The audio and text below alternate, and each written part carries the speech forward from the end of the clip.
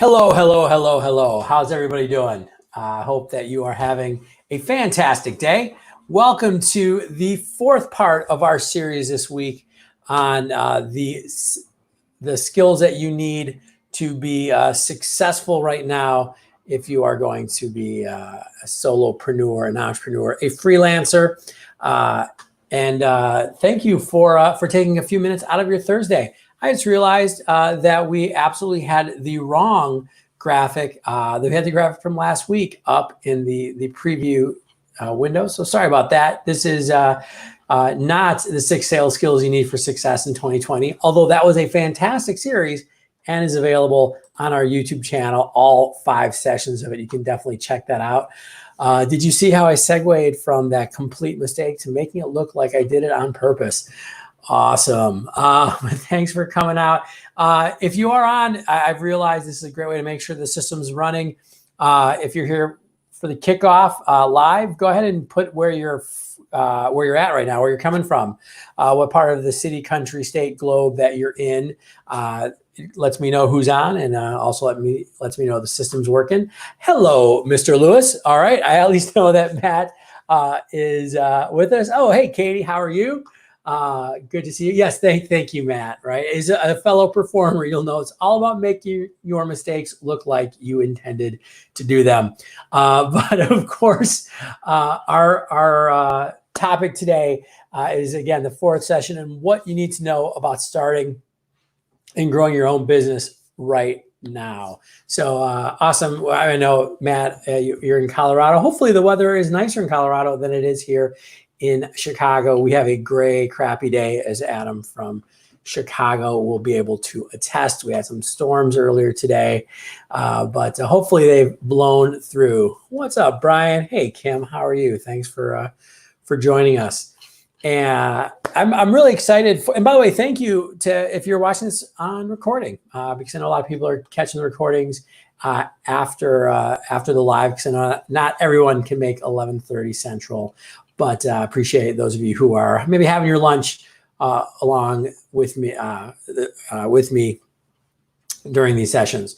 So today's topic, we are going to dive into 2 things which I think are really important on a very tactical level for running your own show. And I want to talk about systems and tools. Very simple, very straightforward, but so important. I would suggest that for many of us, it would be hard to run the types of businesses that we have. And it would be hard to imagine running a small, solopreneur, freelancer business effectively without the tools that we've developed over the last 10 to 20 years of, the internet and technology and apps. I mean, if you think about it, 20 years ago, we really didn't have cell phones like we do right now. I mean, yeah, we could maybe text somebody, but besides making phone calls, that's all we could do. Where like we almost have supercomputers in our pockets. You can invoice somebody, you can set up a meeting with someone, you can email them right from your phone, and obviously that's incredibly powerful, as well as everything we can do on our computers. So I want to talk about the right ways of using these tools to make your life more effective, to make your life more efficient, and it actually enables you to do more of the work that you actually need to do. So let's look at these 2 things separately, because I think that they are 2 separate topics. And the first is I want to talk about systems and having systems in your business. And what a system is in my mind is a set structure, a set, you could almost think of it as a computer algorithm that you're going to use whenever you are trying to get something accomplished. Hold on a second. For some reason, this is it's freezing on me.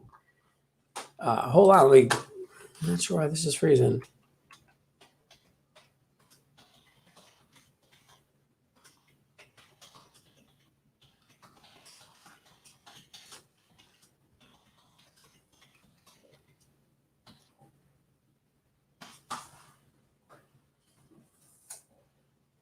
Hopefully. All All right. Well, I'm going to, okay. It looks like we've unfrozen. All right, cool. Gotta love technology. Again, that's why LinkedIn is still in beta. So sorry about that. I should have a little sign that says technical difficulties and da da da. We have a little bossa nova playing. All right. So as I was saying, a system is really when it's an algorithm. It's a program. It's something that always gets done in a set way when you're trying to accomplish something in your business. And this is actually something that I kind of had to teach myself. I'm not naturally a very structured person.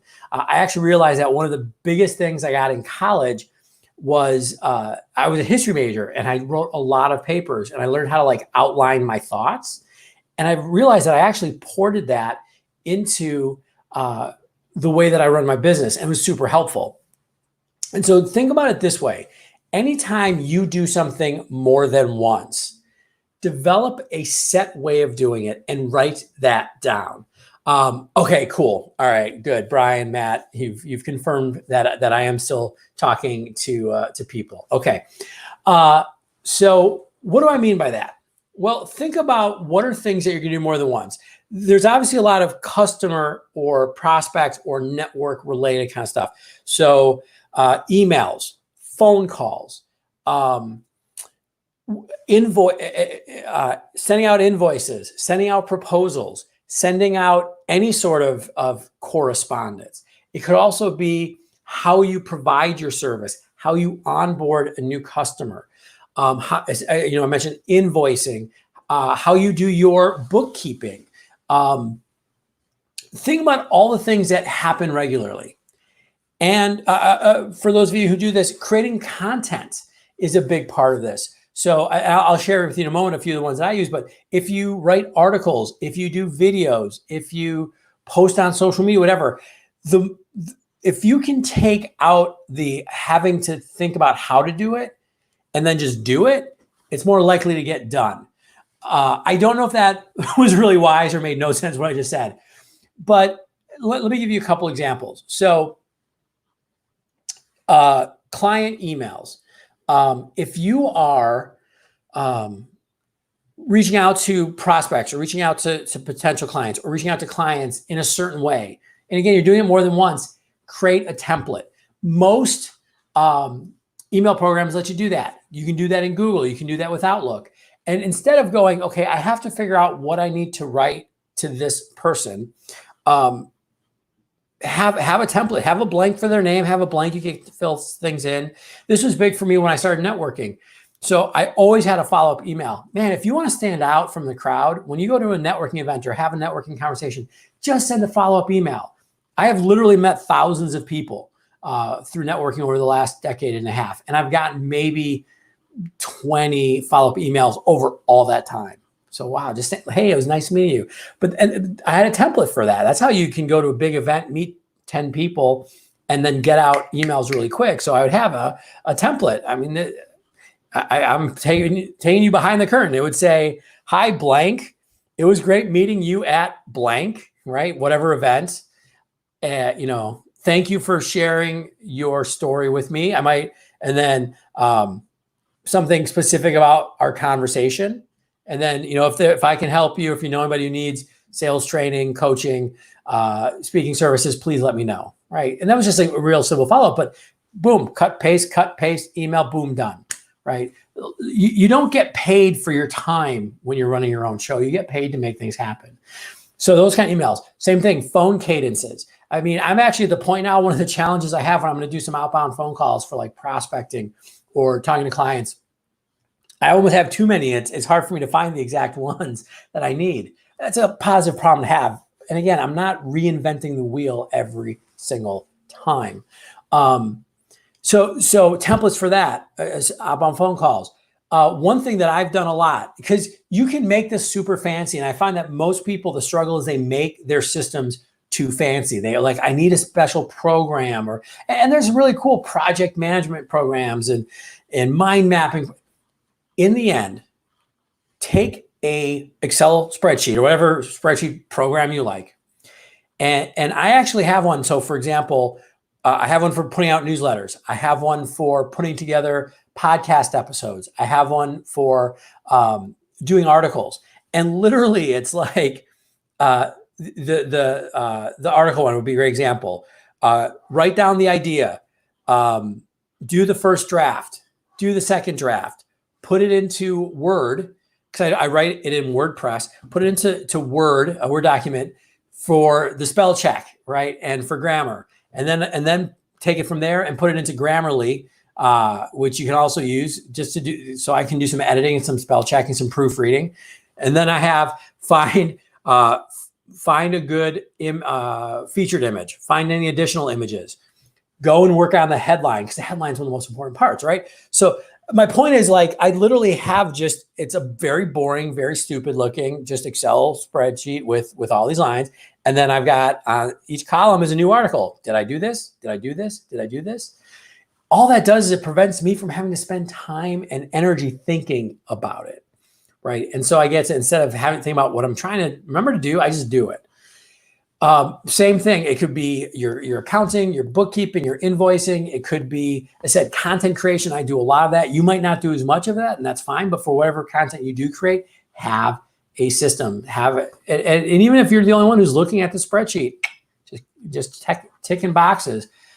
It also makes sure that you don't make a lot of mistakes. So, like, I put out a newsletter every week. Quick plug: if you're not on that e-newsletter list, please send me a quick message. I'd love to send it to you. It's really good. I spend a lot of time and energy making sure that it's really useful. It's short, it's quick. It's got stuff about sales, networking, marketing, professional development, all kinds of really cool things. How to use LinkedIn better, all kinds of fun stuff. But, like, it's really easy to make mistakes, to make sure I didn't check the links, or to have the wrong image, or did I not replace this piece of copy? So I just have this checklist. I don't even have to think about it. Did I do that? Did I proofread it? Did I do that? Great. All right. So that's the first idea, is have systems in your business. This is especially important if you are not a very orderly type person. Like, that's not how I started in my life. I still love looking at pictures of my my high school bedroom, or, you know, my bedroom from when I was in high school, or my college dorm was in shambles. You used to not be able to find the floor anywhere.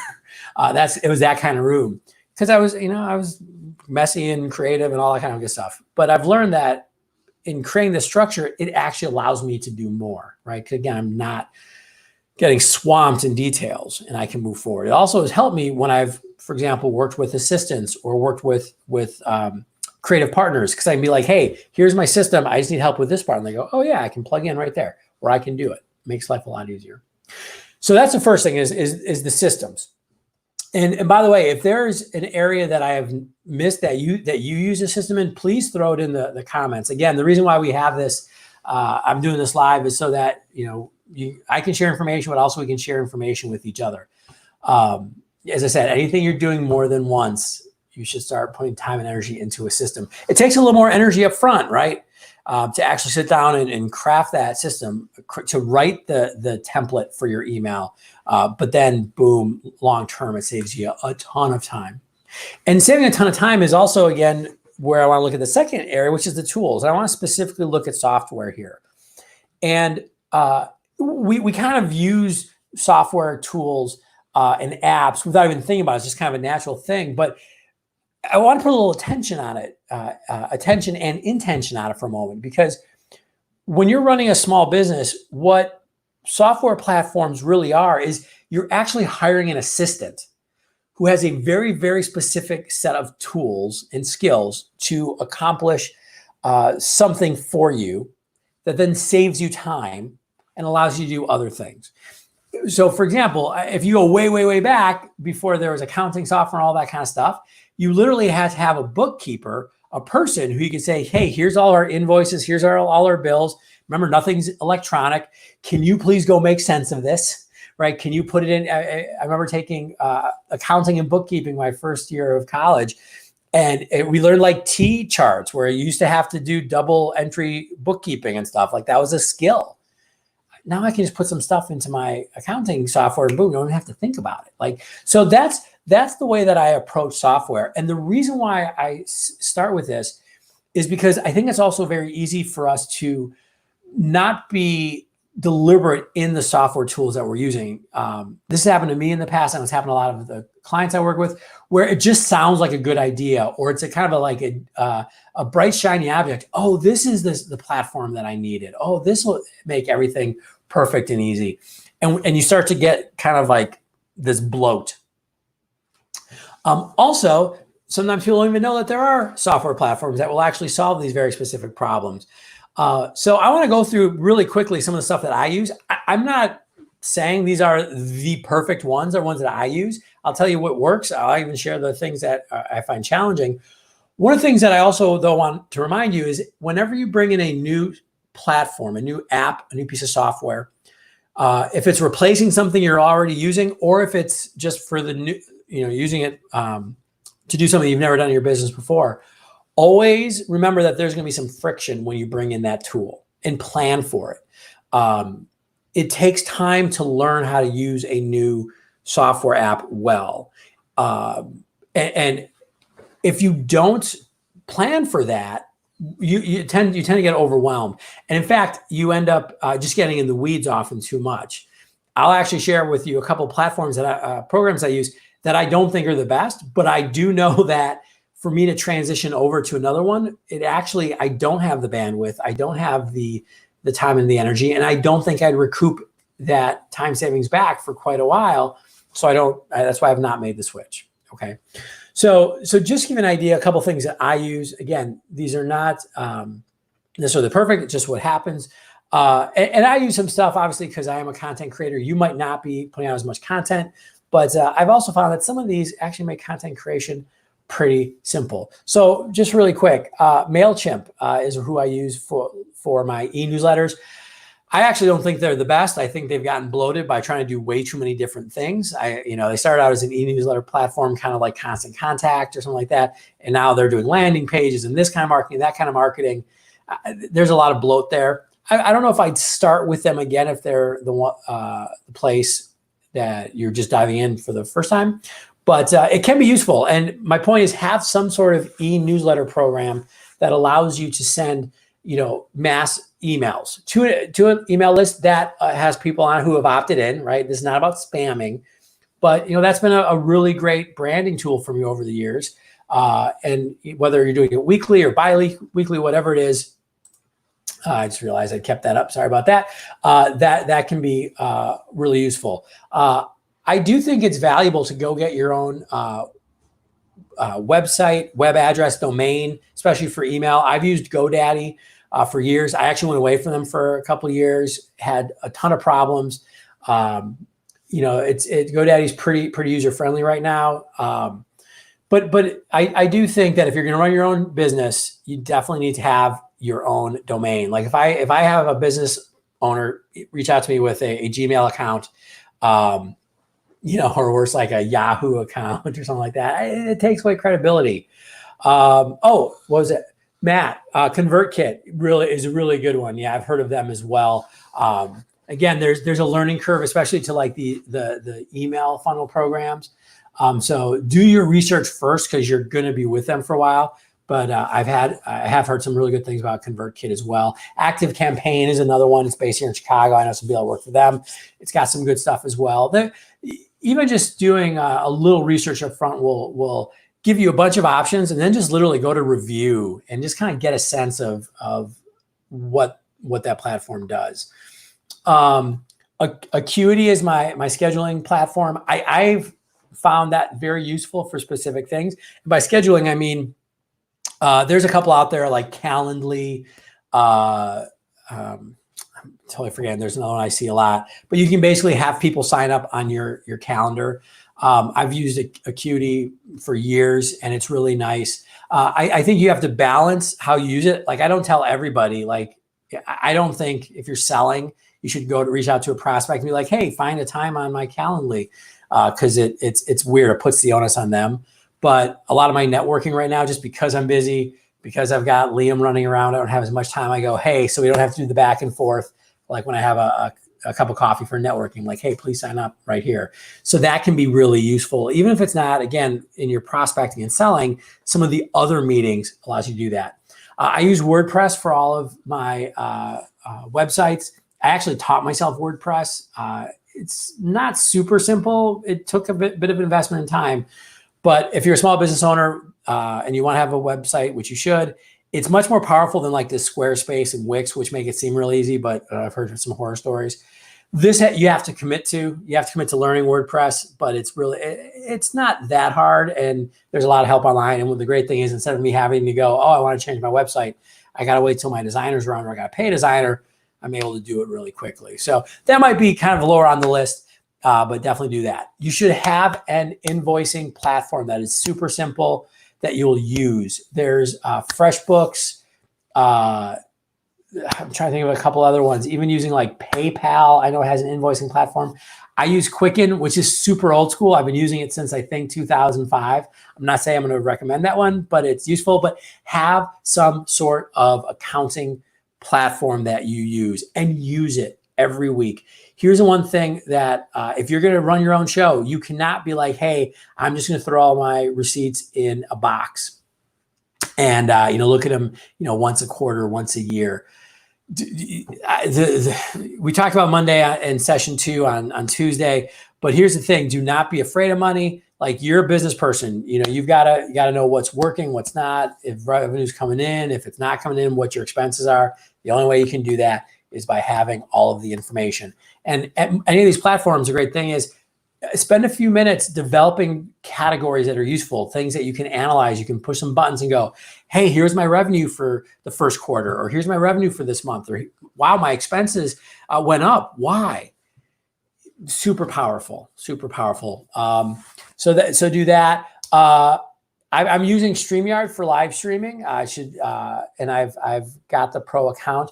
And one of the things too that I should suggest as well, for many of these, they have free options, which is I really like it. And I think that in general, I'm usually going to go to a platform that has a free option. Because sometimes that's enough.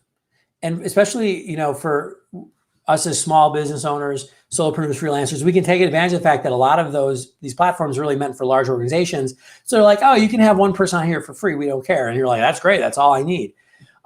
But don't be cheap if you're like, hey, having some of these advanced features could really help me out.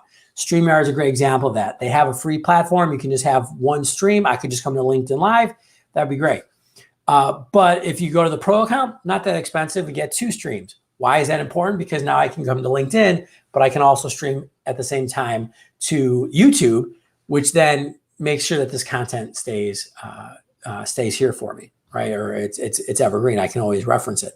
So don't always just buy the platforms or pay for the pro accounts. Don't always cheap out. Look, is this really going to help me out? QuickBooks Online. Thanks for sharing that one, Matt. Yeah, Quicken now does have QuickBooks Online. Again, I've heard a couple things about it that are good about it. Be wary of the full QuickBooks. I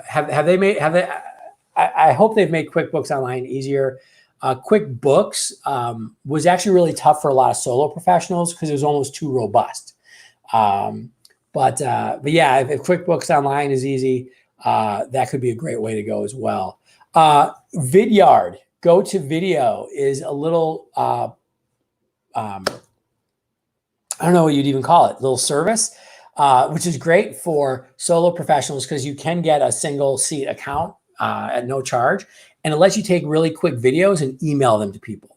Really fun. I use it to do 2 things for prospecting.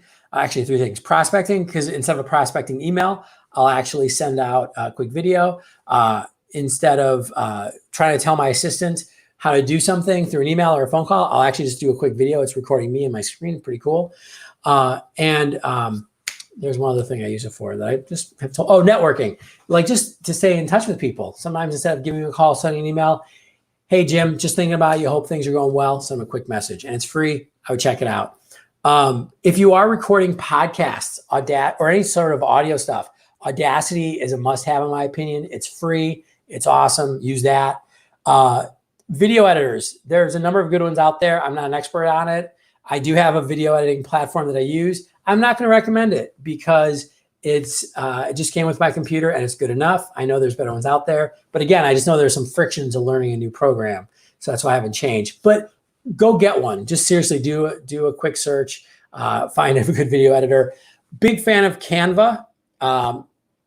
It allows me to do really simple graphic design stuff, like doing a blog article title, or sorry, blog article, featured image, or put graphics into my LinkedIn profile. I was able to do the LinkedIn banner really easily for myself. And they have a professional service, but you can do a lot with the free. So I would use that. Office 365, I'm old school, I use Outlook. You might use Google for that one, but use something. Obviously, Zoom obviously is huge right now. I think it's probably worth for many people the $15 a month pro account. A lot of us just use the free one, which is fine, but you get a lot of functionality for that. And then I use, the other thing I wanted to mention is a CRM. Have some sort of CRM that you're using to keep track of your prospects and your clients. There's a lot of them that are out there. I'm a big fan of this one called Less Annoying CRM. That's the name. Go to lessannoyingcrm.com. Again, this is not an affiliate plug. Although I probably should make it because I'm a big fan of theirs. Very simple, very bare bones. It's not fancy like a Salesforce or a HubSpot, but it's also way more affordable and very, very useful for us who maybe have one or two people in our organization, and it's $10 a month. So just a lot more reasonable as well, price-wise. I went through a lot there, right? But if you think about that, what you've done in developing these tools is, instead of having to, like, Canva is a great example. And by the way, I still work with graphic designers for things that are beyond my ability.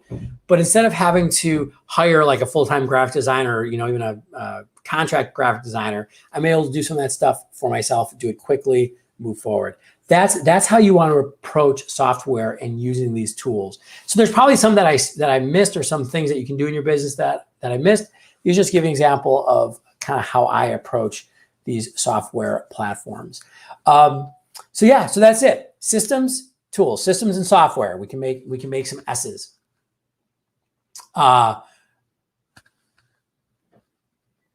Yes, Katie. Whatever is legit, but something is awesome. Cool. Whatever you liked, I'm behind you 100%. Oh yeah, and Matt, thanks. Yeah, Canva's really powerful. I'm actually probably going to go to their pro account too. The last thing I'll say is know when it's good to use these software platforms, and also it's important to also be aware of when you're kind of getting over your skis, meaning you're in a little over your head. There are times when I'm definitely like, I'm gonna do this on my own with Canva. Like, let's talk about graphic design, and then I'm like, no, this has to look nice, and I've got limitations. So yes, it's great we can do all of these things for ourselves, but we also have to know where it's maybe not the best use of our time, even to spend some time with Canva, and instead outsource that to an actual human being and focus either on bringing in more business or, obviously working with the clients that we have. So everybody, thank you so much. Nutshell CRM. That's another good one. Yeah, there's a bunch of great stuff out there. If you have any questions on any of these specific tools, feel free to message me. Let me know if you'd like me to add you to that email list. I think obviously it's my list. I'm slightly biased, but I really do spend time making sure that it's very useful for people and tells everybody about all the kind of that's a weird sentence. All the great tools that I have available and the content that I have out there.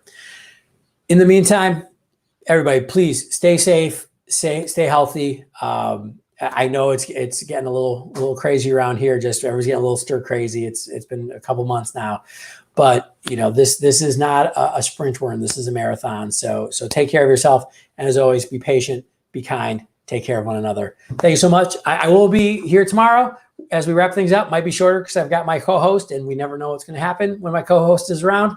But I hope they can join us tomorrow, 11:30 Central. See ya.